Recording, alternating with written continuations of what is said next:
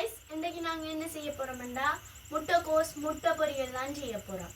அதுக்கு முன்னாடி இந்த சேனலுக்கு யாரும் ஃபர்ஸ்ட் டைம் வந்திருந்தீங்கன்னா லைக் பண்ணுங்க, ஷேர் பண்ணுங்க, மறக்காம சப்ஸ்கிரைப் பண்ணுங்க. வாங்க வீடியோக்குள்ள போலாம்.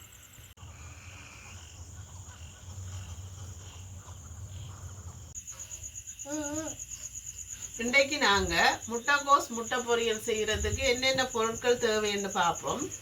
5 பெரிய வெங்காயம் எடுத்து வச்சிருக்கிறேன். 1/4 கிலோ முட்டைகோஸ், 5 முட்டை, மஞ்சள் தூள், மிளகு தூள், உப்பு தேவையான அளவு பயன்படுத்த போகிறோம், பெருஞ்சீரகம், இஞ்சி, கருவேப்பமில்லை ரம்பையில், அதோட பச்சை மிளகாய், தேவையான அளவு மிளகாத்தூள், தேங்காய் எண்ணெய், இவ்வளோத்தையும் சேர்த்து தான் இன்றைக்கு நாங்கள் இந்த முட்டைகோஸ் முட்டை பொரியலை செய்ய போகிறோம். பார்த்தீங்கன்னா முட்டைகோஸ் எடுத்து நான் மெல்லிசா அரிய போகிறேன்.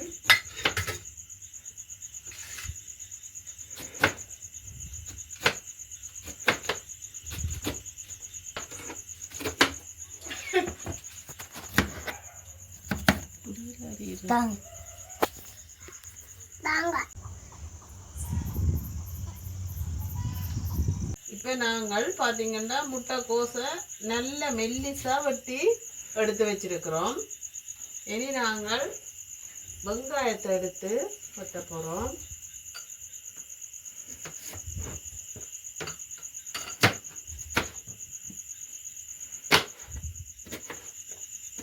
இதையும் சின்ன சின்னதாக தான் வெட்ட போகிறோம். பார்த்தீங்கன்னா வெங்காயமும் வெட்டி எடுத்தாச்சு. எங்களுக்கு பச்சை மிளகாய் அப்படியே முழுசாக தான் போட போகிறோம், வெட்ட வேண்டிய தேவையில்லை. ரம்பையிலையும் கொஞ்சம் வெட்டிட்டு இஞ்சியை இடித்து எடுத்துக்கொள்ள போகிறோம். இஞ்சியை இடித்து எடுத்துட்டு நாங்கள் எப்படி செய்ய போகிறோம்னு பார்ப்போம்மாங்க. நாங்கள் அடுப்பை ஒன் பண்ணி சட்டி அடுப்பில் வைக்கிறோம். சட்டி சூடாயினோன்னு நாங்கள் தேங்காய் எண்ணெய் விட போகிறோம். உங்களுக்கு சட்டி நல்ல சூடாகிட்டு தேங்காய் எண்ணெய் கொஞ்சமாக சேர்த்துக்கொள்ளுவோம்.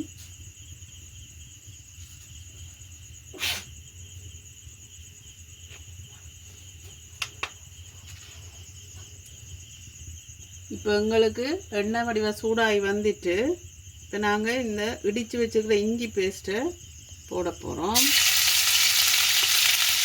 போட்டோன்னே நல்ல வாசமாக இருக்குது. அதுக்கு அடுத்ததாக பெருஞ்சீரகத்தையும் போட போகிறோம்.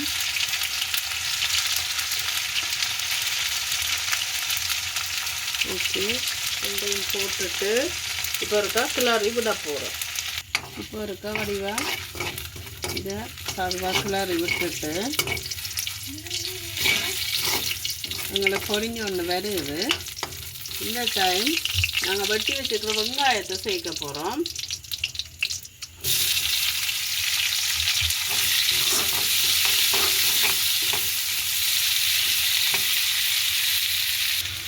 இப்போ பார்த்தீங்கன்னா வெங்காயம் மெதுவாக வதங்கி கொண்டு வருது.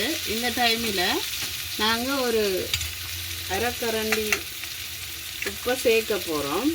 ஏன்னு சொன்னால் வெங்காயம் கொஞ்சம் கெரியாக வதங்கி வரும். இப்போ பார்த்தீங்கன்னா எங்களுக்கு வெங்காயம் நல்ல வடிவாக வதங்கி வந்துட்டு இந்த டைமில் நாங்கள் வெட்டி எடுத்து வச்சுருக்கிற முட்டைகோஸை சேர்க்க போகிறோம். ஓகே, அதை சேர்த்து நல்ல வடிவாக இருக்க கிளறி விட்டுட்டு கொஞ்சம் உப்புத்தூளும் சேர்க்க போகிறோம்.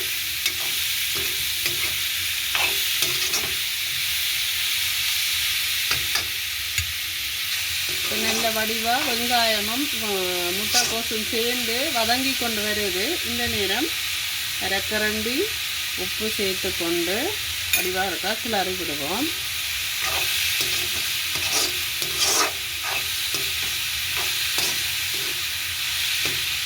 ஓகே, கொஞ்சம் இது வதங்கி வரட்டும்.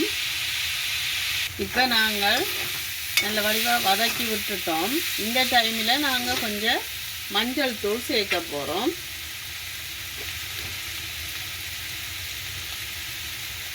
ஒரு 1/2 டீஸ்பூன் அளவு எங்களுக்கு காணும் லைட்டாக. சேர்த்துட்டு ஒருக்கா கிண்டி விடுவோம். கோவாவோட நல்ல வடிவாக சேரட்டும்.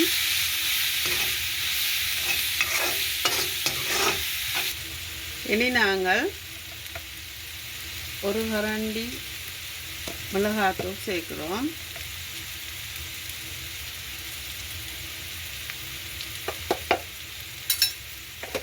சேர்த்துட்டு ஒருக்கா நல்ல வடிவாக கிளறி விடுவோம்.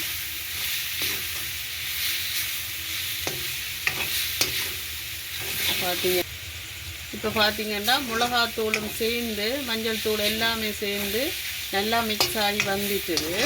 நல்ல ஒரு கலவையாக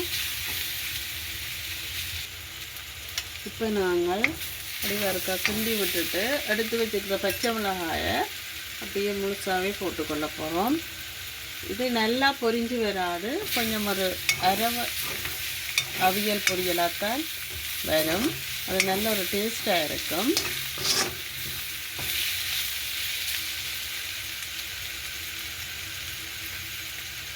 இதோட சேர்த்து நாங்கள் இப்போ எடுத்து வச்சுக்க ரம்பையில் கருவேப்பமிலையும் சேர்த்து கொள்கிறோம். சேர்த்து ஒருக்கா கிண்டி விடுவோம். அடி பிடிக்காமல் வடிவாக இருக்கா கிண்டி விடணும். இப்போ பார்த்தீங்கன்னா எல்லாம் நல்ல வடிவாக பொரிஞ்சு வந்து கொண்டு இருக்கு. இந்த டைமில் நாங்கள் முட்டையை விட்டுக்கொள்ளுவோம்.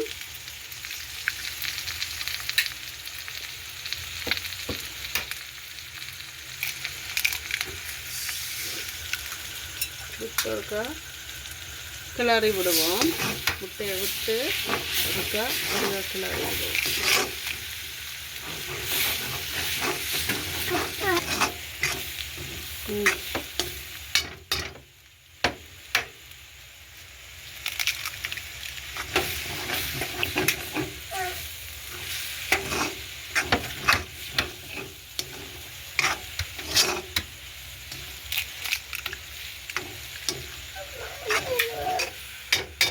டைம் நாங்கள் மிளகு போடுவோம். இப்போ எல்லாத்தையும் சேர்த்து வடிவாக கிண்டியாச்சு. இனி நாங்கள் கொஞ்சம் மிளகுத்தூள் சேர்க்க போகிறோம் மேலால்.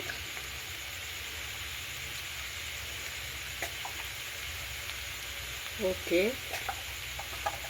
மிளகுத்தூளும் சேர்த்து ஒருக்கா கிண்டி விட்டுட்டு ஒரு நிமிஷம் விட்டு இறக்கி நாங்கள் பரிமாறோம்.